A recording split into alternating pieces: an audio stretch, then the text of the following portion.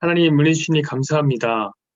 오늘도 주님 안에서 하루를 보내게 하여 주시고 오늘은 조금 따뜻해진 기온 속에서 하루를 보낼 수 있도록 은혜 베풀어 주시니 감사합니다. 오늘도 성령 하나님, 우리가 주님을 공부하고 배우기를 원하는 이 시간에 우리 가운데 따뜻하게 그 온기를 더하여 주시고, 하나님 주님의 말씀을 알아가는 것이 우리 마음속에 큰 기쁨 되어서 하나님 하루하루 그 기쁨과 그 소망으로 살아가는 귀한 성도들이 될 수 있도록 은혜를 베풀어 주시옵소서. 하나님이 늦은 시간에 하나님 말씀을 배우기를 소망하는 우리 성도들에게 하나님 지혜와 명철을 주시고 집중력을 허락하여 주시고, 무엇보다 상황과 여건 허락하여 주옵소서. 감사드리며 예수님의 이름으로 기도합니다. 아멘. 나오는 것 같으니까 빼야 되겠다. 자, 그러면 오늘은 교회에 대한 이야기를 하려고 합니다. 교회. 그렇죠? 그리고 네. 어, 들어가 볼까요? 교회 다니면서 멘토 팁을 보세요. 교회를 다니다 보면 힘든 부분도 있겠지만 긍정적인 부분을 나누면서 오늘 오프닝을 시작하면서 에센스로 들어가자. 저도 여러분에게 그렇게 말씀드리고 싶습니다. 긍정적인 생각을 하세요. 긍정적인 생각을. 마음의 문을 열면서 이러네요. 당신은 교회가 무엇이라고 생각하십니까?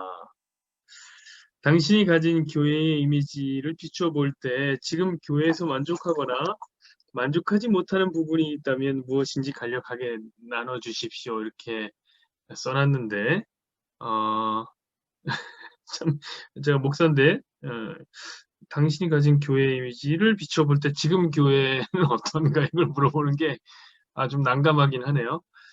어떻습니까? 요거 보세요. 긍정적인 부분을 나눠 주십시오. 그래도 긍정적인 부분이 있겠죠? 한번 좀 생각해 보십시오. 교회는 어떠한 곳이어야 되는가? 아, 꼭 내가 만족하거나 만족하지 못하는 부분은 무엇이었는가? 이 한번 좀 머릿속으로 생각을 해 보시면서 우리 교회는 그러면 어떤가? 또 생각해 보면서 들어가 보시도록 하겠습니다. 보십시다. 우리는 교회라는 단어를 떠올릴 때 보통 건물을 생각합니다. 그렇죠. 하지만 교회는 건물이 아닙니다. 교회는 주님의 꿈으로부터 시작합니다. 매우 긍정적인 단어를 썼네요. 꿈이라는 단어. 긍정적인 단어. 하지만 좀 모호한 단어라고 생각합니다. 하지만 좀 모호해요. 자, 한번 봅시다. 이 책이 이야기하는 주님의 꿈으로부터 시작된 교회는 무엇인가? 한번 넘어가 보시죠.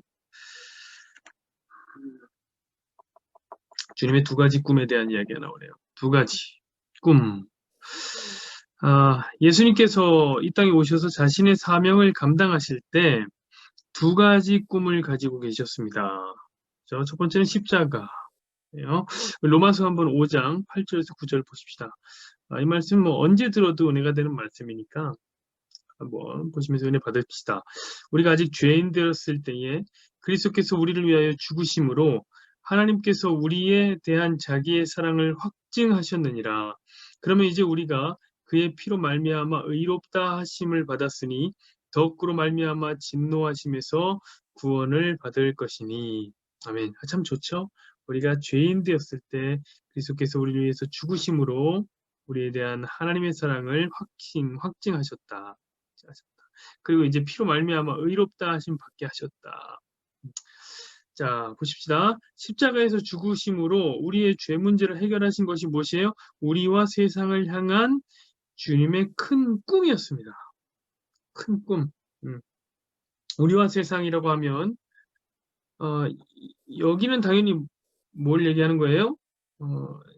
예수 믿는 사람들을 얘기하는 거겠죠? 그리스도인, 성도를 얘기하는 걸 거고, 여기는 이제 그러면 성도 아닌 비성도를 얘기하는 거겠죠? 과연 그러한가 보십시다. 어떤 꿈을 이루려면 그 꿈을 꾼 사람은 희생해야만 합니다. 예수님도 우리를 구원하고자 하는 그 꿈을 이루기 위해 죽으셨습니다.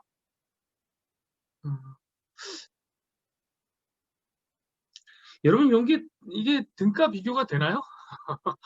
꿈이라고 하는 이야기 참 좋죠, 이거. 아까 전에 얘기했잖아요. 굉장히 긍정적인 얘기 맞아요. 그런데 제가 모호하다고 얘기했던 건 이런 거예요. 아무래도 뭐, 꿈을 꿨다니까 비전을 얘기하는 거겠죠. 나아갈 방향성을 얘기하는 걸 거예요. 근데 이 꿈을 이루기 위해서, 자, 우리는 어떻게 합니까? 꿈을 이루기 위해서 노력했죠. 저는 목사가 꿈인데, 목사가 되려고, 노력을 많이 했습니다. 그래요. 꿈을 꾸려면 노력이 필수적으로 따른단 말이에요. 그와 같이 예수님도 우리를 구원하고자 하는 꿈 때문에 그 꿈을 이루기 위해서 희생하셨다. 이런 등가 비교는 좀 이상하죠. 왜 이상하냐면, 여러분 생각해보세요. 우리가 꿈을 이루기 위해서 노력하는 이유는 뭡니까? 우리가 왜 꿈을 위해서 노력하죠? 어, 왜 고등학교 1학년 때 저는 목사가 되기로 꿈꾸고 그를 위해서 노력했을까요? 고등학교 1학년 때 그 상황 속에서는 현재 그 상황 속에서는 능력이 부족하니까. 목사가 될 만한 능력이 부족하기 때문에 우리는 노력하는 거예요. 여러분도 마찬가지예요. 여러분이 무슨 꿈을 꾸지만 그 꿈을 도달하기 위해서 노력하는 이유는 그 당시 현재 상황에서의 능력이 미달됐기 때문에 그것을 채우기 위해서 희생하는 거죠. 내가 하고 싶은 거, 좋아하는 거, 시간, 돈 이런 것을 희생하면서 일이 가는 거예요. 자, 주님이 우리를 위해서 꿈을 꾸신다. 교회를 세우는 꿈을 꿨다. 그를 위해서 우리가 꿈을 꾸기 위해서 노력하는 것처럼 주님도 노력에 희생을 하신 것이다. 이거는 말이 안 돼요. 왜냐하면 주님은 능력이 미달됐기 때문에 희생하신 게 아니에요. 주님은 자신의 능력이 부족하기 때문에 노력하신 게 아니에요. 그러니까 이런 비유가 사실은 조금 이해를 쉽게 만들거나 우리의 공감대를 형성하기 좋긴 하지만 오해를 만든다는 면에서 조심해야 됩니다. 주님은 왜 그러면 희생하셨습니까? 오히려 반대죠. 우리의 능력이 미달되기 때문에. 어떤 능력? 죄로부터 벗어날 수 있는 능력이 미달했기 때문에 주님은 희생하신 거예요. 자, 우리와 같은 개념이 아니에요. 우리가 꿈을 이루기 위해서 희생하는 것과 주님이 꿈을 이루기 위해서 희생하는 것은 완전히 다른 개념이란 말이에요. 주님은 자신의 꿈을 이루기 위해서 희생하실 필요 없단 말이에요. 주님이 이미 다 갖고 계신데 뭔 희생이 필요합니까? 요런 것들을 조심해야 되는데, 제가 요런 단어들이 조금, 사실은 이런 단어들 우리가 읽기는 쉬운데, 이해하기는 편한데, 그쵸? 꿈이라는 말은 이해하기 편한데, 신학책에서는 이런 거를 잘 안 써요. 왜냐면, 신학책에서 이런 단어를 쓰면 되게 모호해지기 때문에, 이런 단어는 매우 조심해야 되는 단어라고 생각합니다. 그러나 어쨌든 나왔으니까 주님의 십자가가 꿈이다. 주님의 십자가 꿈이다. 자, 두 번째는 어떤 이야기로 나옵니까? 교회가 꿈이다. 이렇게 나오네요. 교회가 꿈이다. 두 번째. 이 말씀도 참 좋네요. 에베소서 3장 10절, 11절 말씀을 한번 보십시다. 이는 이제 교회로 말미암아 하늘에 있는 통치자들과 권세자들에게 하나님의 각종 지혜를 알게 하려 하심이니 곧 영원부터 우리 주 그리스도 예수 안에서 예정하신 뜻대로 하신 것이다. 그렇죠. 교회로 말미암아 하늘에 있는 통치자들, 권세자들에게 지혜를 알게 하려 함이라. 이 밑에 한번 보실까 이렇게 써 있습니다. 십자가의 구원을 온 세상에 알리는 방법으로 교회를 선택하셨습니다. 여기서는 온 세상이라고 얘기했는데 온 세상이라고 하면은요 두 가지 개념이 있을 수 있어요. 어떤 개념인지는 한번 파악해 봐야 됩니다. 진짜 전 세계를 얘기하는 거예요. 온 우주적인 전 세계를 이야기할 수도 있고요. 성경에서는 온 세상이라고 할 때 어떤 대상을 주로 삼느냐? 하나님의 주권이 머물고 있는 그런 어떤 모든 그리스도인들도 온 세상이라는 단어를 씁니다. 그 요한복음 3장 16절 같은 거 하나님이 세상을 이처럼 사랑하사 독생자를 주셨으니 할 때 그 세상은 이 전 세계가 아니에요. 모든 그리스도인들을 가리치는 거예요. 이것이 어떤 건지는 모르겠으나 자, 에베소서 3장 10절에서 11절을 보십시다. 이미 각종 하나님의 지혜를 알게 하기 위해서 했다고 그랬는데, 그럼 누구에게 그것을 주고 있다고 그랬습니까? 이 온 세계에 알려주고 있다고 그랬어요? 아니죠. 어떤 사람들에게 알려줍니까? 하늘에 있는 통치자와 권세들에게. 그렇죠? 대상이 누구냐면 대상이 이 지혜를 알려줄 사람의 대상이 하늘에 있는 통치자, 그렇죠? 권세들에게 준다 이렇게 얘기했어요. 온 세상이 아니에요, 여러분. 온 세상이 언제 온 세상이라는 얘기가 나옵니까 여기? 어, 자, 그럼 하늘에 있는 통치자와 권세들은 그럼 누구냐 이 말이죠. 누구냐? 어, 이들은 흔히 해석을 할 때 그렇게 사람들이 해석을 해요. 천사들이다. 천사들이다. 그런가요? 돌아봐야 돼요. 자, 그러면 이렇게 생각을 해봅시다. 오늘 이 말씀을, 에베소 3장 10절의 말씀을 교회가 무엇을 하기 위해서 하늘에 있는 통치자, 권세자, 천사들에게 하나님의 각종 지혜를 알게 하려고 예수 그리스도의 지으신 뜻대로 예정부터, 영원전부터 있던 것이다. 이 맞아요? 그럼 여러분, 교회의 목적은, 교회가 왜 불러졌느냐? 교회의 목적은 천사들에게 이거 알리려고 교회 선택한 겁니까? 천사들 아니죠. 음, 천사들 아니에요. 자, 여기서 말하는 하늘의 통치자 권세들은 누구냐면, 저 영원한 천국 가면 여러분, 우리는요, 뭐 하냐면 예수 그리스도와 함께 우리가 왕노릇 합니다. 왕노릇. 우리가 통치자, 다스리는 자가 되어 권세가 된다고요. 왕노릇 한다. 이 왕노릇하는 천상교회를 가리키는 거예요.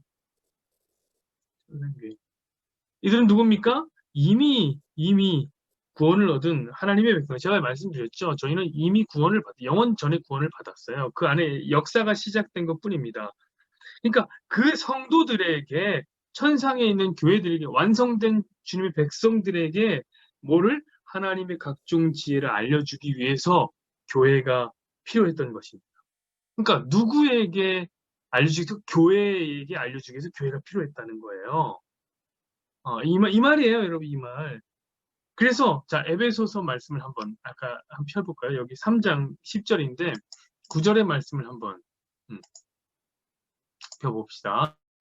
에베소서 3장 9절의 말씀. 미리 펴놨어야 되는데 에어팟 때문에 3장 9절 보세요. 영원부터 만물을 창조하신 하나님 속에 감추었던 비밀의 경륜이 어떠한 것을 드러내게 하려 하심이라. 맞나요? 그죠? 이는 이제 교회로 말미암아 하늘에 있는 통치자들과 권세자들에게 하나님의 각종 지혜를 알게 하려 하심이니 곧 영원부터 우리 주 예수 그리스도 예수와 있는 예정하신 뜻대로 하신 것이라.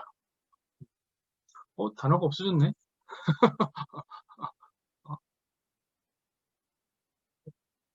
죄송합니다. 어떻게 하는지 단어가 없어졌어요? 제가 일단 적어놓은 단어가 없어요. 중요한 것은 뭐냐면은 당연히 여기서 말하고 있는 교회의 목적은 하나님의 지혜를 이미 완성된, 그리고 이미 선택을 받고 부르심을 받은 교회에게 알려주기 위해서 필요한 것이지, 전 세계의 사람들에게 알리려고, 혹은 여기처럼 온 세상에 알리려고, 혹은 천사들에게 알리려고 그런 일을 하는 거 아니라는 거죠. 교회의 목적은 하나님의 사랑과 하나님의 지혜를 우리들에게 알려주기를 원하는, 택함을 받은 성도들에게 알려주기를 원하는 것이다. 이렇게 생각하시면 됩니다. 자, 이거를 좀 오해를 붙잡고 나갑니다. 넘어가 보십시다. 교회의 정의. 교회의 정의는 어떻게 생각하십니까? 우리는 이제 교회 하면 이제 하나님이 계신 곳이라고 생각을 했고, 어렸을 때부터 하나님이 그 자리에 함께 하시기 때문에 거룩하다 이렇게 많이 얘기를 했어요. 그래서 이제 그 교회는 우리가 뭐라고 흔히 불러요? 성전이라고 불러요. 성전. 그래서 이 성전에 들어가는 것들은 돈도 좀 값비싸게 주고 들어가더라도 좋은 거 갖다 놓고 깔끔하게 해놓고 이렇게 했던 기억이 납니다. 청소도 그렇게 열심히 했던 기억이 나고요. 그것이 이제 현대 사회로 오면서 점점 더 교회는 커지고 대형화되고 수십억짜리 파이프 오르간이 들어있는 교회가 생겼고 그 교회에 여전히 이제 강대상에 올라가려면 신발을 벗고 올라가야 되는 그런 교회들이라는 생각이 이제 든단 말이죠. 이게 이제 우리 머릿속에 있는 전통적인 교회에 대한 생각입니다. 그렇죠? 전통적인 교회에 대한 생각. 전에 한번 저는 전도사 때 교회에서 이제 설교를 하는데 노래를 하나 부른 적이 있어요. 그때 노래가 이제 어떤 노래를 부르면 하숙생이라는 노래를 한번 불렀다가 인생은 나그네 길 어디로 와서 어디로 가느냐. 왜 그랬냐면은 성도는 나그네와 같은 삶을 산다. 요 얘기를 이제 한마디 하려고 이제 이해하기 편하게 하기 위해서 인생은 나그네 길 이걸 이제 강대상에서 불렀다가 담임 목사님한테 소환됐어요. 그래서 이제 그곳이 어딘 줄 알고 네가 가요를 불렀느냐. 그렇게 이제 얘기를 했습니다. 그리고 난 다음에 이제 장로님들한테 줄줄이 소환을 당하기 시작하는 거예요. 안전수사 거기서 가요는 부르면 안 돼. 그것은 거룩한 하나님의 강단이니까 하나님의 말씀으로만 찬양으로만 해야지. 이게 이제 우리가 갖고 있는 교회의 전통적인 생각들입니다.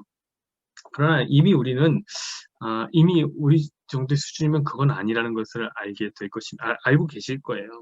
자, 교회 원어는 이제 에클레시아라는 거죠. 이 에클레시아는 에크와 클레시아의 합성어입니다.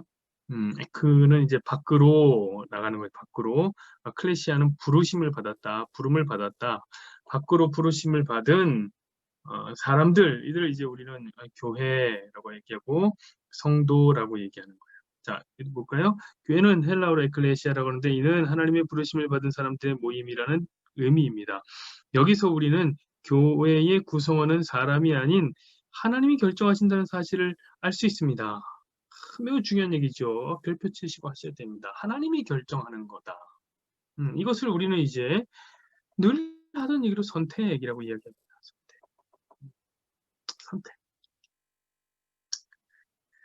선택받은 사람들의 모임. 그래서 이 밖으로 부르신다는 것은 어떤 겁니까? 세상에 들어있었는데 세상 밖으로 부름을 받은 사람들의 이야기다. 이렇게 생각하시면 되겠습니다. 세상 밖으로 부르심을 받은. 저와 여러분이 그런 사람들이에요. 그러니까 여러분들은 하나님께 픽당한 사람들이기 때문에 뭔가 자부심을 가지셔도 됩니다. 기뻐하십시오. 자, 마태복음 16장 18절에서 알 수 있듯이 주님께서는 내 교회를 세우신다고 했습니다. 교회 구성원은 하나님이 선택하시고 구원하셔서 세우셨기 때문입니다. 그러므로 교회는 하나님의 은혜와 성령의 감동으로 주신 구원받은 사람들의 공동체인 것입니다. 그렇죠? 구원받은 사람들의 공동체. 누구에 의해서? 하나님의 은혜와 성령의 감동으로 구원받은. 그러면 이건 뭐예요? 당연히 선택된 하나님의 공동체, 사람들의 공동체인 것입니다. 그렇죠? 여기도 볼까요? 나아가 참된 교회는 구성원 한 사람 한 사람이 복음을 듣고 구원을 받았는지를 확인해 줘야 합니다. 이렇게 얘기했습니다. 자, 그러니까 우리는 아까 전에 흔히 얘기하기로 교회는 굉장히 거룩한 어떤 장소적인 개념, 뭔가 성이라는 이름을 붙여 성전, 성물 이렇게 얘기를 해줘야 될 것만 같은 세상 것은 전혀 들어올 수 없는 어떤 성역에 있는 공간이라고 생각했는데 그거 아니라는 거죠. 교회는 그냥 존재인 거고 부르신 존재, 택함을 받은 존재고 개인의 얘기가 아니라 공동체적인 이야기를 얘기하는 것이 되겠습니다. 뭐 어렵게 얘기할 필요 없죠. 우리가 교회라 이 말이죠. 우리가. 왜 우리는 하나님의 택함 받은 사람들이니까. 그래서 제가 늘 얘기하는 거예요. 그래서 우리가 뭐 성지 순례 이런 거 갈 필요 없다. 성지 순례 이런 거 갈 필요 없어요. 뭐하러 갑니까? 어디가 거룩한 땅, 어디가 거룩한 땅이에요? 그런 거 없어요. 저와 여러분이 거룩한 성지인 줄로 믿으시기를 바랍니다. 여러분, 고린도전서 3장 16절 한번 볼까요? 중요한 말씀 다 3장 16절에 기록되어 있어요. 3장 16절을 많이 보십시오. 자, 고린도전서 3장 16절에 이렇게 기록하고 있습니다. 너희는 너희가 하나님의 성전인 것과 하나님의 성령이 너희 안에 계시는 것을 알지 못하느냐? 어떤 장소가 아니라 저와 여러분의 마음속에 하나님이 계신다. 그러므로 우리는 하나님의 성전이다. 자, 고린도전서 6장 한번 넘어가 볼까요? 6장 19절 말씀입니다. 이렇게 써 있습니다. 너희 몸은 너희가 하나님께로부터 받은 바 너희 가운데 계신 성령의 전인 줄 알지 못하느냐? 너희는 너희 자신의 것이 아니다. 이 얘기하고 있습니다. 아멘, 아멘. 저와 여러분이 교회란 말이에요. 교회란 말이에요. 자, 이 교회를 우리라고 했는데 이 교회를 보다 자세하게 설명해 놓은 게 있어요. 어디에 두고 있는지, 어디에 그것이 어디일까요? 한번 마태복음 한번 볼까요? 조금씩 깊어지는 거예요, 여러분. 마태복음 16장 18절에 19절. 뒤에 보면 또 설명을 할 테지만 한 번 더 설명을 하겠습니다.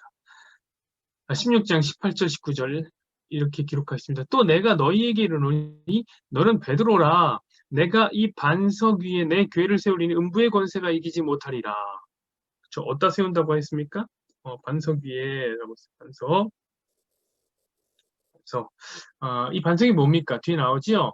19절, 17절입니다. 위로 하나, 16절부터 봐야 되네. 16절. 시몬 베드로가 대답하여 이르되 주는 그리스도시요 살아계신 하나님의 아들이니이다. 예수께서 대답하여 이르시되 바요나 시몬아 네가 복이 있도다. 이를 내게 알게 한 이는 혈육이 아니요 하나님이 하나님에 계신 내 아버지니라. 이렇게 얘기하면서 이 반석이 무엇임을 보여주는 거예요? 그 고백. 주는 그리스도시요 예수 그리스도시요 살아계신 하나님의 아들, 하나님의 아들이라는 이 고백 위에 세운다고 얘기를 했습니다. 그러니까 저와 여러분이 어떤 고백을 하고 있느냐, 이게 무척 중요한 거예요. 자, 그러므로 보십시다. 여기 보면은 이렇게 써 있죠. 나아가 참된 교회는 구성원 한 사람 한 사람이 복음을 들고 구원을 받았는지를 확인해 줘야 됩니다. 사실 저는 이 부분에 대해서 조금 의문이 있긴 해요. 아니, 복음을 구원을 받았는지 확인을 해줘? 어떻게? 우리가 어떻게 확인해 주죠? 누가 구원받았습니까? 저는 구원받았습니까? 늘 얘기하듯이 그거 확신할 수 없는 부분이에요. 왜냐하면 구원이라는 것은 하늘에 계신 하나님과 그 보좌 우편에 계신 어린 양 예수께만 달려있기 때문에 우리가 그것을 확인해 주어야 할 의무도 없고 그런 것이 참된 교회라고 절대 말할 수 없습니다. 다만 하나님께서 우리 교회를 어디에 두셨느냐? 고백 위에 두셨단 말이에요. 고백. 우리의 고백. 그러면 우리는 이 정도는 얘기할 수 있는 거죠. 너는 어떤 고백을 하니? 주가 너의 그리스도시니? 주가 너의 하나님이시니? 그분이 너를 구하러 오신 하나님의 아들이심을 믿니?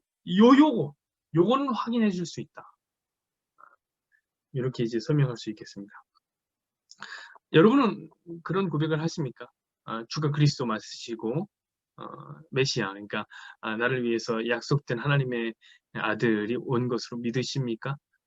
그분이 그냥 인간 아니라 살아계신 하나님이라는 것을 믿으십니까? 그렇다면 여러분은 교회인 줄 믿습니다. 보십시다. 보이는 교회와 보이지 않는 교회. 16절 만물이 그에서 창조되되 하늘과 땅에 보이는 것과 보이지 않는 것들과 자, 뭐 보이는 것과 보이지 않는 것은 요것과 상관없어요. 이 보이는 교회, 보이지 않는 교회 상관없어요. 혹은 왕권들이나 주권들이나 통치자들이나 권세자들이나 만물이 다 그로 말미암고 그를 위하여 창조되었고 또한 그가 만물보다 먼저 계시고 만물이 그 안에 함께 서느니라. 그는 몸인 교회의 머리시니라. 그가 근본이시요 죽은 자들 가운데서 먼저 나신 이시니 이는 친히 만물의 으뜸이 되려 하심이요. 이거 왜 얘기했는지 잘 모르겠어요. 그런데 어쨌든 보이는 교회와 보이지 않는 교회에 대한 이야기를 하면서 이 말씀을 가졌습니다. 사실 이 교회에 대한 과목 이 본과에 왜 이 말씀을 가졌는지 모르는 말씀들이 꽤 많이 나오는데 그래서는 안 된다는 것도 한번 짚고 넘어갑니다. 제가 칼빈이라고 하는 사람 눈에 보이는 교회와 보이지 않는 교회가 있다고 얘기했습니다. 맞아요. 눈에 보이는 교회와 보이지 않는 교회가 있다고 이분이 말씀하셨습니다. 그것이 뒤에 보면 이렇게 설명되죠. 보이는 교회는 어떤 교회? 가시적 교회. 가시적 교회. 눈에 보인다는 거예요. 눈에 보인다는 거. 이는 우리 눈에 보이는 교회 건물이기도 하고 건물을 치는 사람들이기도 하죠. 그러니까 저와 여러분 지금 보이잖아요. 그렇죠? 여러분은 가시적 교회예요. 지금 가시적 교회. 보십시다. 우리는 눈에 보이는 교회이기 때문에 상처받기도 하고 또한 자만할 수도 있습니다.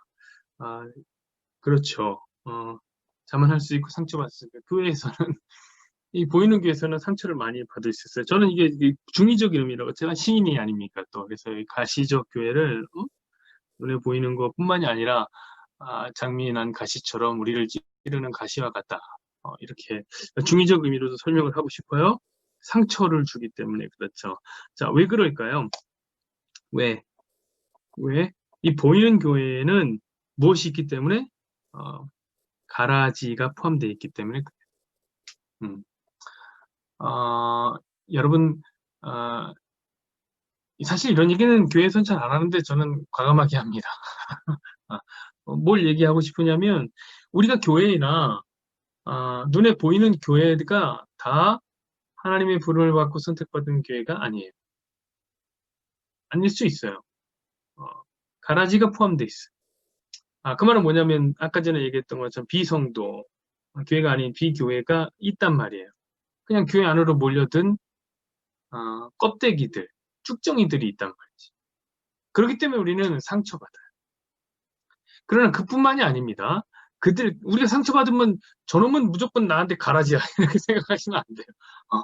나한테 상처 줬다고 저놈은 그럼 믿음이 없는 뭐 비성도야 선택받지 못한 놈이야 이렇게 생각하시면 안 돼요. 두 번째 이유도 있어요. 그건 뭐냐면 이 교회는 이 보이는 교회는 아직 성화라는 단계로 나아가고 있기 때문에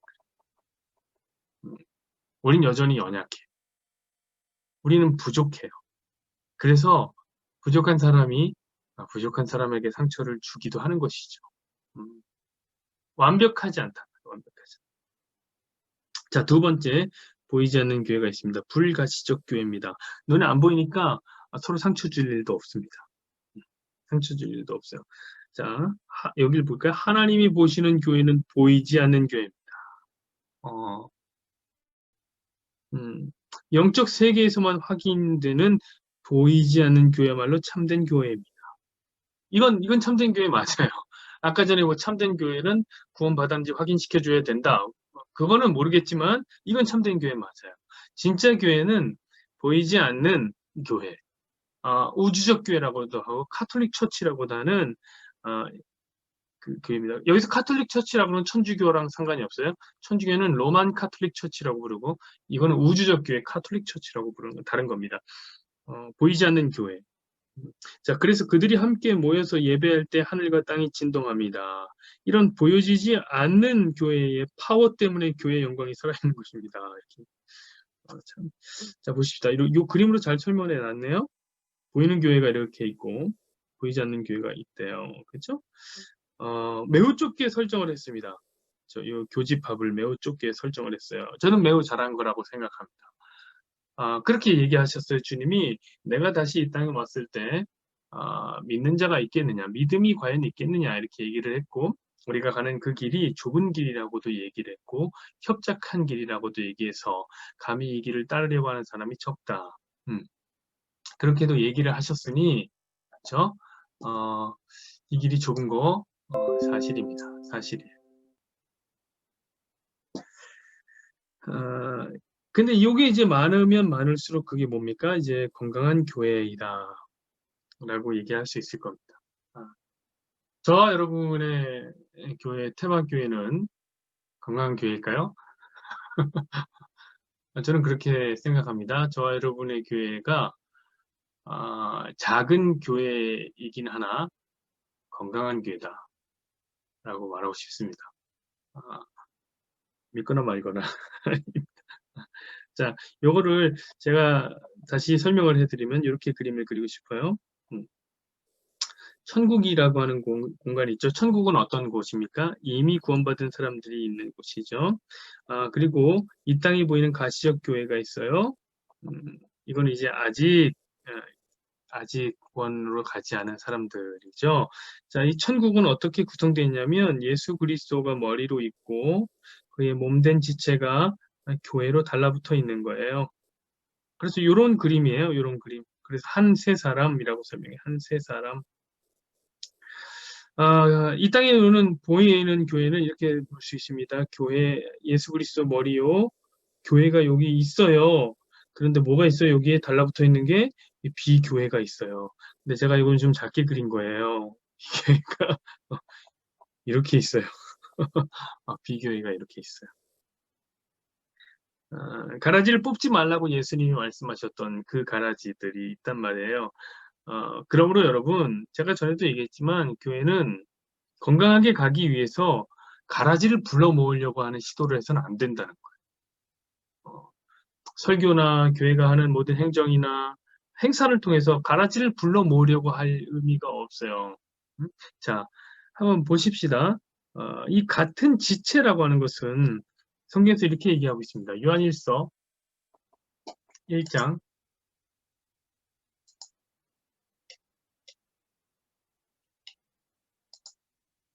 요한일서 1장 3절 보십시다. 우리가 보고 들은 바를 너희에게도 전함은 너희로 우리와 사귐이 있게 함이니 우리의 사귐은 아버지와 그의 아들 예수 그리스도와 더불어 누림이라 이렇게 얘기하고 있어요. 자, 같은 지체라고 하는 것은 무엇을 의미하냐면 사귐이 있어야 되는 거예요. 같은 지체. 왜? 우리는 몸이니까. 사귐, 이거는 연합이라는 건데 연합, 사귐이 있어야 된단 말이에요. 사귐이. 사도신경에서는 이제 그것을 성도의 교제라고 부르기도 합니다. 그러면 이건 반대로 다른 지체는요, 다른 지체. 다른 지체는 사귀면 안 돼요. 다른 지체와는 사귈 수 없단 말이에요. 사귈 수 없어요. 왜 못 사귀냐? 가치관이 다르기 때문에, 세계관이 다르기 때문에 사귈 수가 없어요. 그러면 이 세상은 어떻습니까? 세상은 무한 경쟁이 판을 치는 거예요. 전쟁이 판을 치는 세상이에요. 자, 교회는 어떻습니까? 교회는 어떤 세계관을 갖고 있어요? 섬김과 사랑의 방식이라고 하는 원리가 어, 우리를 지배해요. 이게 이제 이 교제로 이어지는 겁니다. 교제로 이어져요. 이 같이 사귈 수 있나요? 사귀기가 힘들어요. 사귀기가 힘들어요. 심지어 그냥 사랑하고 섬기는 것이 아니라 오늘 아까 전에 요한일서 1장 3절을 봤으니 뭐가요? 아버지와 그의 아들 예수 그리스도와 더불어라고 얘기를 하고 있습니다. 그러니까 성도의 교제엔 반드시 무엇이 포함되어 있었냐면 하나님과 예수 그리스도의 사귐에 전제된 예수 그리스도와 달라붙어 있는 교회의 그림으로서 사귐이 있어야 되는 거예요. 그러니까 교회는 만나서 놀러 다니는 곳이 아니란 말이에요. 만나서 놀러 다니는 사교 모임이 아니에요. 결혼을 위해서 결혼 정보 회사가 아니란 말이에요. 여러분 오늘날 교회가 정말 재밌는 게 뭐냐면 교회 인구를 통계를 낸 것을 보면요. 재밌어요. 사람 시대별로 전체적으로는 줄고 있어요. 교회가 숫자가 줄고 있는 게 분명한데 재밌는 게 어떻게 되냐면 주일학교 때는 어렸을 때 있잖아요. 뭐 5살 미만의 아이들은 5살 이제 이하의 아이들은 좀 있다가 조금씩 줄어요. 조금씩 줄어요. 그러다 이제 고등부쯤 되면요. 확 줄어요. 여기서 확. 고등부가 되면 확 줄어. 그래서 떨어진 채로 가다가 언제 가면요? 대학부 때 가면요. 바닥을 긴다고 생각하면 됩니다. 거의 바닷가 맞닿아 있습니다.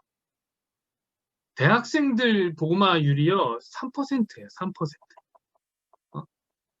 그러니까 이거는 진짜 말도 안 되는 이 위존도 종족 수치인데 거의 안 나옵니다. 그러면은 자, 여러분 보세요.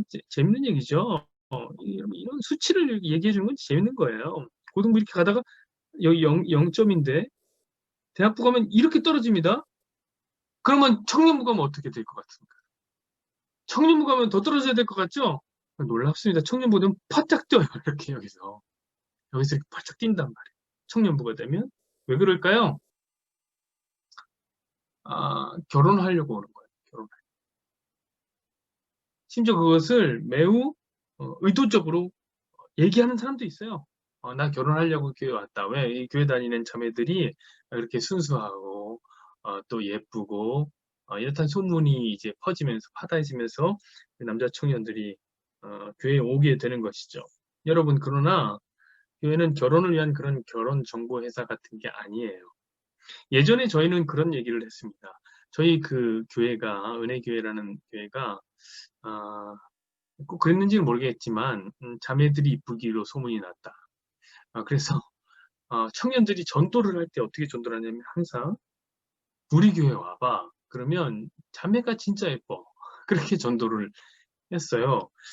그래서 전도가 됐는데 여러분 제가 말하고 싶은 내용이 바로 그런 거죠. 우리는 그렇게 전도를 하면서도 아무런 거리낌이 없어요. 그래도 전파되어지는 것은 그리스도시니 그들이 그리스도를 믿고 돌아오리라 이렇게 생각을 했어요. 그래서 불러놓고 청년부가 막 이렇게 커지는 것을 보면서 부흥했다, 부흥했다 이렇게 설명을 하고 더 열심히 뭘 합니까?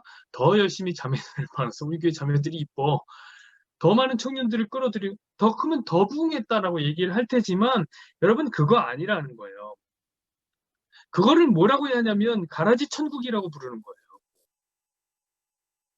전도는 그렇게 하면 안 돼요. 교회에 가라지를 자꾸 불러 모으는 예수 믿으면 잘 됩니다. 돈 잘 법니다. 그렇게 해서 사람들 불러 모으는 그런 거 아니란 말이에요. 그런 거 아니란 말이에요.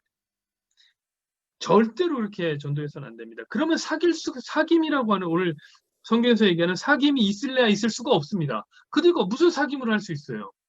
결혼하러 온 사람들과 끼리끼리 놀고 유유상종으로 놀고 이런 거 교회 아니죠. 제가 전에 한 교회를 봤는데 살림교회라고 하는 교회를 봤는데 이중적인 의미겠죠. 이 산림이라는 것 교회를 되게 뭐라 그럴까요? 예쁘게 지었어. 나무로 예쁘게. 건물 한 10층, 12층 정도 되는 어떤 건물인데 되게 예쁘게 지었어요. 그 위에 제일 꼭대기 교회가 있고 거기 보면은 이제 뭐 병원도 있고 학원도 있고 뭐 등등이 있습니다.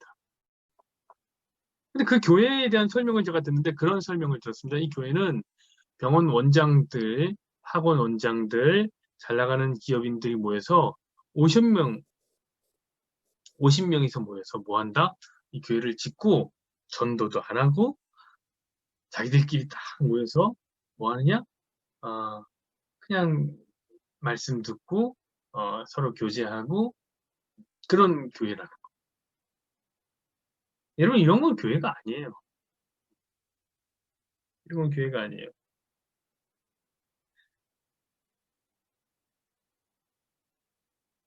그러니까 여러분의 교회가 이 보이지 않는 교회가 더 많이 커지는 은혜가 있기를 소망합니다. 많은 지름길을 계속 얘기하는 것 같아서 속상. 그러나 뭐 그렇습니다. 뒤로 넘어갈까? 예수님의 교회. 예수님의 교회. 예수님의 교회는 고백 공동체입니다. 네, 고백 공동체입니다. 아까 전에 제가 설명하려고 했던 게 여기 있네요. 시몬 베드로가 대답하여 이르되 주는 그리스도시요 블라블라에서 그것을 알게 하기는 벼룩이 아니라 하나님이시다 이렇게 했습니다. 예수님을 제대로 인식하고 고백하는 것이 중요하다. 베드로는 주는 그리스도시요 살아계신 하나님의 아들입니다라고 고백했습니다. 그쵸. 베드로의 대답에 감동하신 예수님 바요나시모나 네가 복이 있도다라고 칭찬해 주셨습니다. 참된 복은 참된 영적 지식에서 비롯됩니다. 비롯됩니다. 좋습니다. 여기를 볼까요? 교회는 이 고백을 마음과 입술로 고백하는 고백 공동체. 맞습니다. 고백을 하는 사람들의 공동체. 음. 자, 우리가 예수님을 구세주로 고백할 때 구원자, 주님 이 두 가지가 다 있어야 합니다. 음, 구세주로 고백할 때 예수님은 나를 구원한 구원자시다. 앞으로 나 인생의 주인이시다. 포괄적인 고백이 포함되어 있는 것이 진정한 교회입니다. 당연한 얘기입니다. 당연한 얘기. 자, 여러분에게 그런 고백이 있는지 아까 확인해 보자고 얘기를 드렸죠? 넘어가 보겠습니다. 두 번째, 예수 공동체. 제가 좋아하는 얘기죠. 예수님. 아이고, 우리 예수님. 예수 공동체가 되어야 된다. 보십시다. 내가 내게 이르노니 너는 베드로라. 이 반석 위에 내 교회를 세우니 음부의 권세가 이기지 못하리라. 자, 이 해석은 극히 예민하여서 신학적으로 치열한 논쟁에 초점이 되었습니다. 그죠? 카톨릭과의 첫 이 전쟁이에요, 사실. 카톨릭에서는 베드로 위에 교회가 세워졌다. 너는 베드로라. 내가 이 반석 위에 라고 얘기를 했기 때문에 그런 거죠. 해석하여서, 왜냐하면 이 반석, 베드로가 바로 반석이라는 뜻을 갖고 있어요. 그래서 같은 거다. 이 반석과 이 반석 같은 거야. 그래서 베드로를 초의 교황으로 세고 그러니까 교황 위에 교회를 짓는다. 그리고 그 뒤를 잇는 모든 교황들이 그리스도의 권위를 받아 교회의 신적 리더십을 발휘할 수 있다고 해석했습니다. 그래서 지금도 카톨릭에서는 교황을 그리스도의 대리인이라고 불러요. 그래서 교황의 이 머리에 보면 보석과 이만한 보석이 박혀 있는 옷도 그냥 화려하게 그리스도의 대리인이기 때문에. 그러므로 교황을 거역하는 것은 주님을 거역하는 것이며 교회에서 출교당하는 것은 천국에서 퇴출당하는 것을 여겼습니다. 그리고 지금도 그렇게 여기고 있습니다. 그러나 보시죠. 베드로는 헬라어로 페트로스라고 하고 반석은 페트라. 전자는 작은 돌이고 후자는 크고 단단한 바위입니다. 떠났네요. 사실 뭐 이것도 이제 뭐 있지만 이거는 이제 뭐라고 그럴까요? 용법이 그렇다는 거죠. 페트로스라고 이야기했을 때는 조금 작은 돌을 설명할 때 그렇게 설명할 때가 많았고 페트라라고 얘기할 때는 좀 뭉쳐져 있는 그런 반석을 얘기할 때도 용법상 많이 썼으나 사실은 이 페트로스와 페트라는 똑같은 단어예요. 반석이란 똑같은 단어예요. 그러나 뭐가 다르냐? 이 페트로스는 남성형이고 이건 여성형이에요. 가른 거죠. 그러면 주님은 이렇게 얘기하는 거예요. 내가 내게 이르노니 너는 페트로스다. 내가 이 페트라의 내 교회를 세우리니 이렇게 얘기하신 거예요. 그러니까 이 베드로와 반석은 같은 게 아니에요. 그러니까 예수님이 교회를 베드로 위에 세운 거 아니라는 거죠. 자, 만약에 카톨릭 교회가 주장하는 대로 베드로 위에 교회가 세워졌다면 베드로의 성품에 따라 교회는 마치 롤러코스터 같이 요동쳤을 겁니다. 맞습니다. 그럴 리가 없고 심지어 진짜 천주교에서 이 교황 위에 세운 것이기 때문에 많이 요동치는 일들이 있었단 말이죠. 요동치는 일들이 있었어요. 그래서 이 교황이라는 것을 갖고 있는 이 제도에서는 성경보다도 사실은 교황의 말이 더 권위를 갖습니다. 권위를 갖게 되는 거예요. 여러분 그런 거 있잖아요. 예를 들면 뭡니까 면죄부 같은 거. 야, 저런 말도 안 되는 얘기를 어떻게 믿었을까? 우리 그런 생각을 하잖아요. 연옥교리 저런 거 어떻게 믿을까? 천국과 지옥 사이에 작은 옥이 하나 있어서 거기서 이제 대기하고 있다가 가족들이 위해서 기도해주고 연보에 동전을 떨어뜨리면 동전이 땅그랑 하는 소리와 함께 연옥에 있던 자기의 가족이 천국으로 간다. 이걸 어떻게 믿는 거예요, 이걸. 근데 그들은 굳게 믿었어요. 왜 그러냐? 왜 그러냐? 성경에 없는 얘기라도 그들은 굳게 믿어요. 그럼 이게 중요해요. 이게 카톨릭이 어, 고민하고 있는 사실은 카톨릭이 이것 때문에 교황의 말에 엄청나게 순종하는 거거든요. 왜 교황의 말을 성경보다 우위에 둘까? 여러분, 이 구약 성경이라는 것은 39권이죠. 39권. 이것이 정경으로 인정된 게 언제냐면 39권이 이 정경으로 인정된 게 AD 50년에 이루어집니다. 얌리아 회의라는 데서 된 거예요. 어디 뭐가 뭐해서? 교회가 뭐해서. 교황들이 뭐해서. 신약 성경에 보면 신약 성경은 27권이죠. 27권의 신약 성경이 정경으로 된 것은 AD 397년이에요. 카르타고 회의에서 이게 정경이 된단 말이에요. 누구 회의에서? 교회와 교황이 회의에서. 자, 그러니까 이 천주교 사람들이 내놓는 논리는 이거예요. 자, 성경을 누가 성경에 권위를 주었느냐? 교회가 줬다. 그렇죠? 그럼 이 교회는 어디 위에 세워졌느냐? 교황에게 세워졌다. 그러므로 교황은 성경보다 더 큰 권위를 갖고 있다. 이렇게 얘기하는 거예요. 그러니까 그들은 교황의 말을 철석같이 따른단 말이에요. 철석같이. 음. 여러분 그러나 대단히 모르는 얘기죠. 사실은 이게 AD 50년이 AD 397년에 구약과 신약이 이제 정경으로 인정됐으나 이게 왜 이렇게 이거 인정될 때 엄청 빠르게 인정돼요.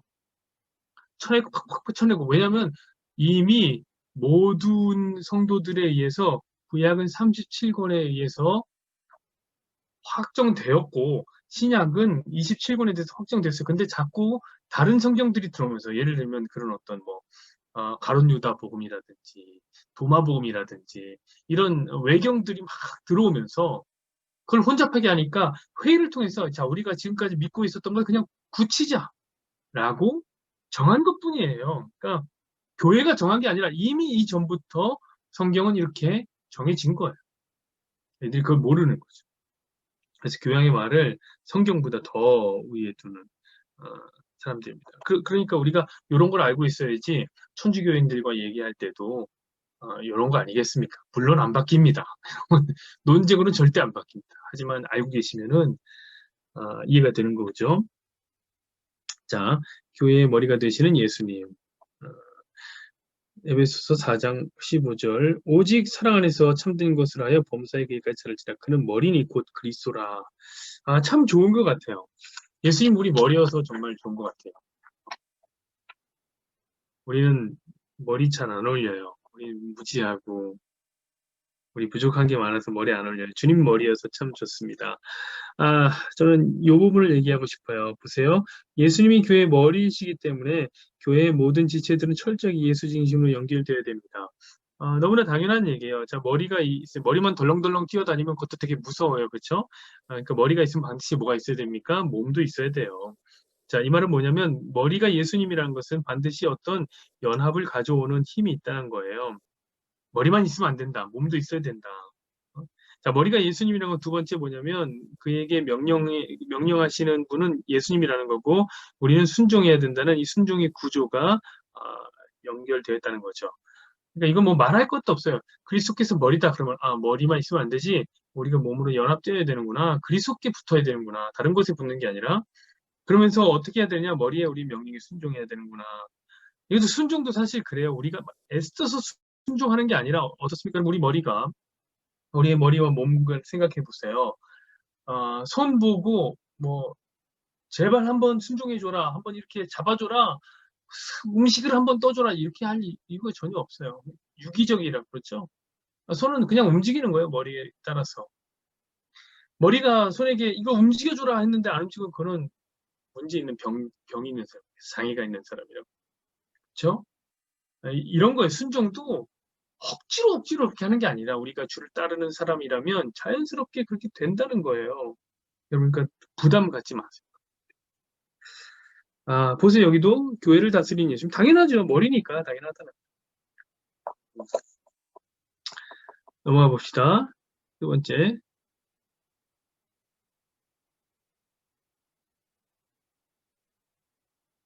여러분, 교회를 성장시키는 예수님. 이게 당연한 얘기예요, 사실은. 근데 보세요, 그에게서 온몸이 각 마디를 통하여 도움을 받음으로 연결되고 결합되어 각 지체의 분량들이 역사되어 그 사람을 스스로 세우니라.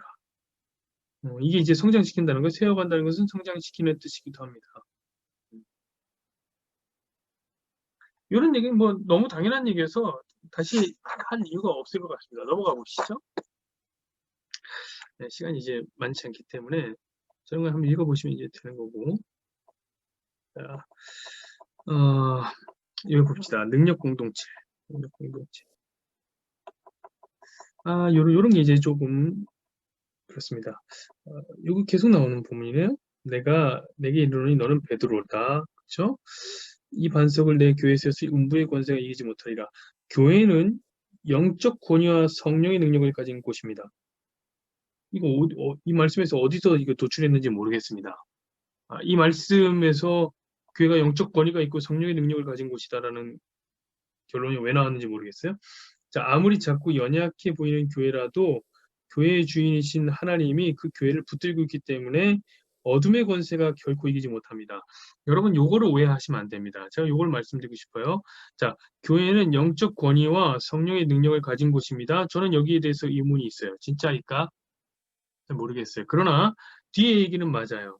아무리 연약해도 교회라면 교회의 주인 되신 하나님이 교회를 붙들고 있기 때문에 어둠의 권세가 이기지 못합니다. 이 부분을 설명하죠. 음부의 권세가 이기지 못하리라.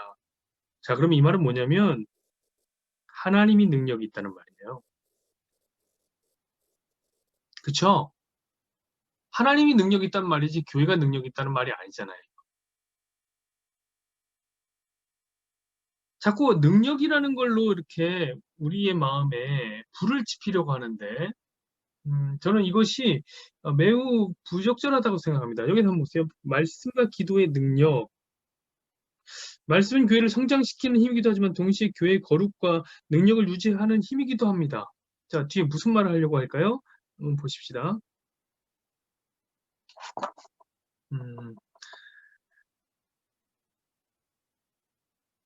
보십시오. 교회의 권위와 능력은 이것을 위임하신 하나님의 말씀에 교회가 철저하게 순종하고 있을 때 지켜집니다. 또한 교회가 거룩한 능력을 유지하기 위해서는 말씀과 기도가 함께 있어야 합니다. 주님과 깊이 교제하는 통로는 말씀이요 기도입니다.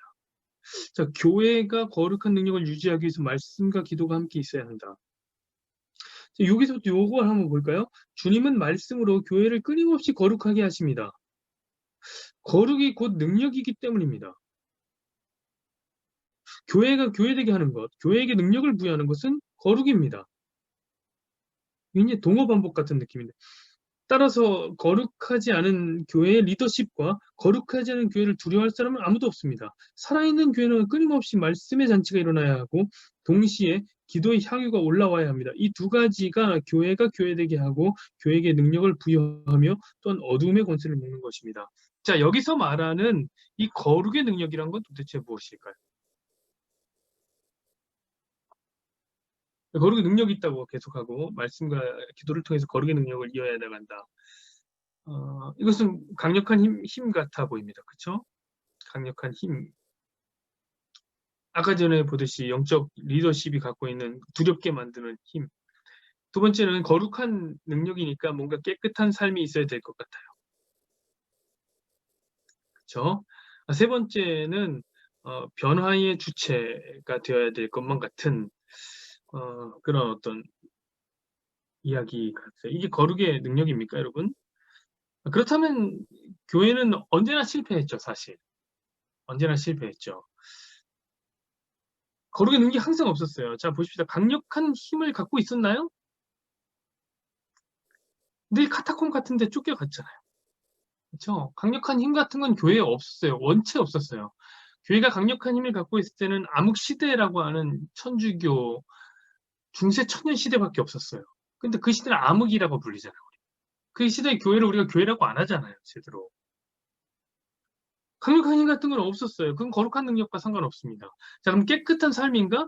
여러분, 초대교회의 면면을 살펴보면 항상 무엇이 있냐면 이단과 항상 문제가 섞여 있었고 성적인 문란함이 항상 있었어요.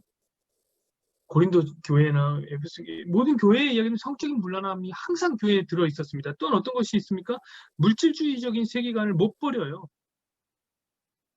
교회가 항상 깨끗한 삶이라는 거룩한 능력을 소유한 교회가 있었는가 과연? 저는 그렇게 생각합니다. 변화의 주체가 되는 그러면 좋은데 교회에서 세상 따라간 자가 훨씬 많아요. 교회에서 세상으로 아니, 세상에서 교회로 온 사람보다 교회에서 세상 간 사람이 훨씬 많아. 왜냐면 그 당시에는 워낙에 핍박하던 때고 돌이키는 자들이 많았단 말이에요. 그러니까 지금 이런 거룩한 능력이라는 것이 무엇인지 자꾸 우리가 봐야 됩니다. 여러분, 거룩한 능력이라고 말하면 거룩이라고 하는 건 우리가 계속 배운 대로 어떤 겁니까? 구별되는 능력이죠. 구별됨. 자, 능력이라는 것은 힘이라고 한다면 구별된 힘이란 건 도대체 뭐냔 말이에요. 강력한 힘이 구별된 힘이에요? 이 세상 사람들이 갖고 있잖아.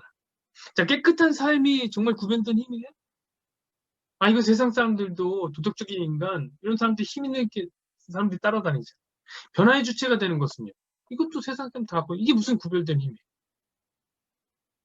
여기서 구별된 힘이라는 것은 진짜 구별된 것, 세상과는 다른, 세상과 교회와는 완전히 다른 구별된 힘, 그것은 무엇이냐? 주께서 우리를 선택하셨더라. 만약에 거룩한 능력이 있다면 저는 강력한 힘이라든지 여기서 말하는 것처럼 뭔가 교회가 뭐 세상의 주체가 돼서 변화시키고 이게 아니라 우리는 주께 선택을 받았다라는 그것. 그러나 그 선택에 우리의 공로와 우리의 의는 아무것도 없었으니 우리는 넌 죽어라 하고 이게 자기 부인. 여러분, 이것만이 거룩의 힘입니다. 이것이 거룩의 능력. 이게 거룩의 능력. 거룩의 능력. 자, 보세요. 영적 능력. 또 이제 능력으로 이제 능력 시리즈로 가는 거 아닙니까? 에베소 4장 16절 그에게서 온 몸이 각 마디를 통해 도움을 받음으로 연결되고 결합되어 각 지체의 분량들의 역사에 그 몸을 자라게 하여 사랑 안에서 스스로 세우느니라. 음부의 권세가 이기지 못하는 교회는 영적 능력을 지닌 주님의 군대입니다. 자, 여기서 지금 이거 왜 어떻게 나온 거죠? 저는 잘 모르겠어요. 이 말씀과 이것이 어떻게 연결고리가 있는지는 모르겠는데, 자, 어쨌든 얘기하고 싶은 건 뭐냐면 주님의 군대, 강력한 영적 능력을 가진 주님의 군대이라는 거예요. 이 내용도 한번 보시죠. 군대라는 것은 성도가 훈련받고 교회만 머무는 게 아니라 세상 속으로 들어가야 되는 거예요. 훈련받은 대로 세상 속에 들어가 실천해야 돼요. 성도의 교제 또한 훈련입니다. 성도를 교제를 통해 간증이 나누고 은혜를 나누며 같이 고민을 나눌 때 주님께서 주시는 은혜가 있습니다. 그것이 바로 교회의 힘입니다. 세상 나가서 뭔가 변화된 채로 살아야 되는 그 어떤 아까 전에 말했던 그 세상을 변화시키는 주체요 강력한 힘을 소유한 교회. 이번에 군대라고까지 설명해서 군대야 교회는. 이게 영적 능력이 있어야지. 어떻게 해야 돼? 여기서 얘기했던 훈련을 통해서. 훈련을 통해 힘을 자꾸 늘려나가야지. 여러분, 군대는 뭐 하는 조직입니까? 싸우는 조직 아니에요? 교회를 군대라고 부르기도 한다는 것은 저도 인정합니다. 자, 그럼 교회가 싸우는 거는 뭐예요? 교회의 싸움은 뭐예요, 과연? 교회는 스스로 싸웁니까? 교회는 스스로 싸우는 존재가 아니에요. 교회가 싸우는 것은 하나님이 대신 싸우는 이게 뭡니까? 이게 바로 영적 싸움이란 말이에요. 하나님이 싸우는 싸움이 영적 싸움이에요. 자, 다윗과 골리앗의 이야기가 그거라고 하지 않았습니까, 제가? 골리앗이 열심히 물맷돌 던지는 연습해서 다윗이 물맷돌을 던지는 연습해서 골리앗을 잡았다. 이게 아니라 절대 그 다윗은 골리앗을 이길 수 없었으나 하나님이 대신 싸워주셨더니 이겼더라. 이걸 보여주는 거죠. 자, 이스라엘과 아말렉의 싸움. 모세가 팔을 들면 이겼고 팔을 내리면은 졌더라. 아말렉이 팔을 내리면 이겼더라. 그러므로 모세가 팔 운동을 열심히 해야 된다. 절대 팔이 내려오지 않을 만큼 어깨 운동을 열심히 해서 아니 그게 안 되면 옆에 사람들까지 도와줘서라도 팔을 들어야 돼. 이거 얘기하는 게 아니잖아요. 여러분. 훈련이란 건 그것을 얘기하는 게 아니에요. 영적 전쟁 그걸 얘기하는 게 아니잖아요. 어떤 메시지입니까? 하나님이 싸운다는 걸 보여주죠. 모세 싸우는 거 아니고 이스라엘 싸우는 거 아니야. 하나님 대신 싸워준다. 이거 아니에요? 여러분, 삼손이라는 사람을 생각해 보세요. 삼손, 진짜 힘이 넘치는 사람이죠. 힘이 가장 컸을 때가 있었어요. 진짜 어벤져스 뺨치는 사람. 나기 특교로 막 1000명씩 때려 죽이는 사람.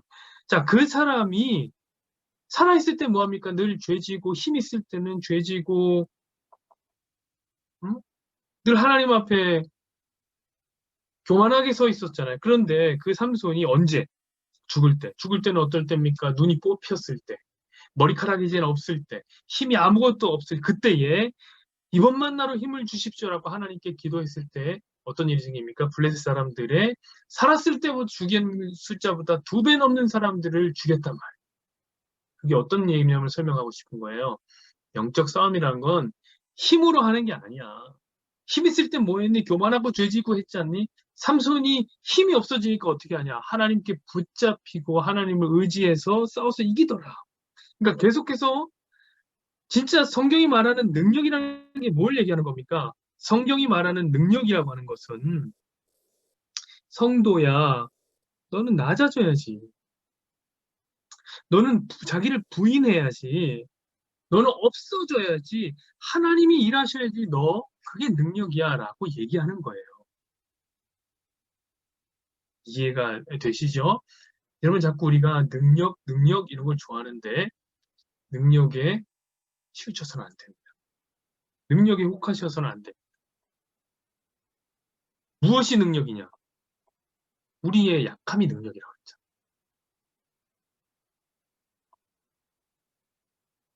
답을 보십시다. 영적 권위와 질서. 써 있습니다. 젊은 자들아 이와 같이 장로들에게 순종하고 다 서로 겸손으로 허리를 동이라. 하나님은 교만한 자를 대적하시되 겸손한 자들에게 은혜를 주시느니라. 베드로전서 5장 5절의 말씀을 갖고 왔어요. 그러면서 영적 군대에게 중요한 것은 영적 권위와 질서를 세우는 것입니다.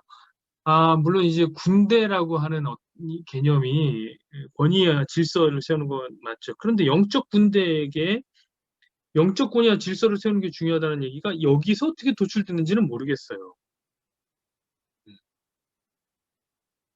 자, 권위주의는 좋지 않지만 권위는 반드시 세워져야 됩니다. 당연한 얘기죠. 교회의 권위는 직분을 주는 게 아니라 영적 실력과 인품이 주는 겁니다. 이거 진짜인가요? 과연 이 말이 하는 건가요? 영적 실력이 있어야지 권위가 있는 건가요? 교회의 권위가? 자, 이 베드로전서 5장 5절의 말씀을 보자고요. 어떤 얘기를 하고 있습니까? 서로 순종하라는 거예요. 서로 순종. 자, 보세요. 서로 겸손하게, 서로 겸손으로 하라는 게 서로 겸손으로. 장로들에게만 순종할 것이 아니라 서로 겸손하게. 겸손하게. 주님이 말씀하시고 싶은 건 뭐예요? 교만한 자를 보세요. 교만한 자를 대적하신다. 교만은 내가 대적할 거야. 두 번째 뭡니까? 겸손한 자들은 내가 은혜를 줄게.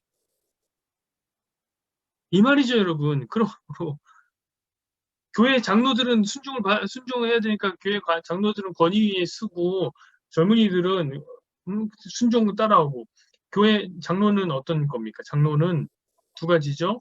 두 가지. 첫 번째 장로는 저처럼 가르치는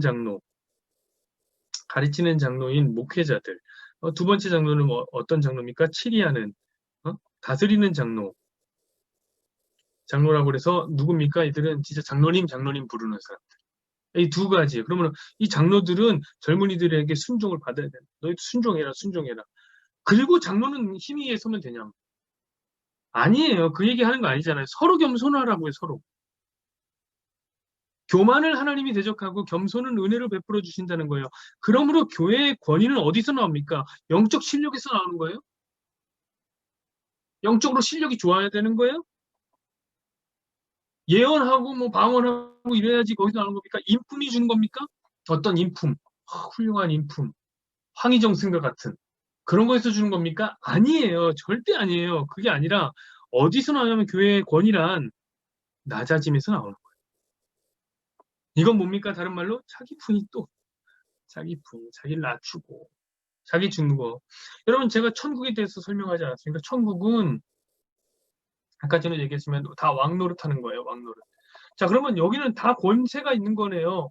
다 능력이 많은 건가요? 이렇게 생각하잖아요. 그렇죠? 그래서 우리 천국 가고 싶어 하는 사람들 되게 많아요.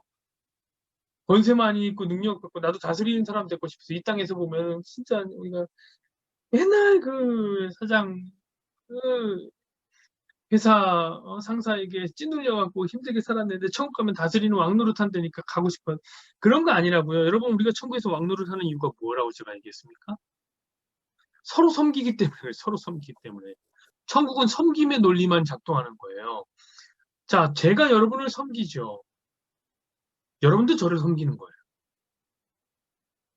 그게 무엇이냐? 그게 권위예요. 교회의 권위. 그게 능력이에요. 영적 실력이나 인품에서 주는 거 절대 아니에요. 혹 누구는 좀 까칠할 수도 있죠. 그 사람에 따라 다릅니다. 화가 많은 사람이 있을 수도 있죠. 그 사람에게 그럼 영적 권위가 없는 거냐? 그렇지 않아요. 그 사람도 우리 섬겨야 돼. 영적 실력이 없는 사람이 있을 수도 있죠. 기도하라고 하면 기도 못하는 사람이 있을 수도 있어요. 그럼 그 사람은 권위가 없는 사람이냐? 그렇지 않아요. 그 사람도 섬겨야 됩니다. 그 사람도 우리를 섬겨야 되는 사람인 거란 말이에요. 능력으로 몰아가지 마십시다. 시간이 많이 지났네. 잠깐, 이거 마무리해야 되는데, 가난성도 얘기를 해야 되는데, 시간이 많이 지났잖아요. 요거 우리 다음 주에 얘기할까요? 다음 주에 얘기하고, 사명 공동체와 가난성도에 대한 이야기를 제가 다음 주에 하겠습니다. 하나님, 교회가 무엇입니까?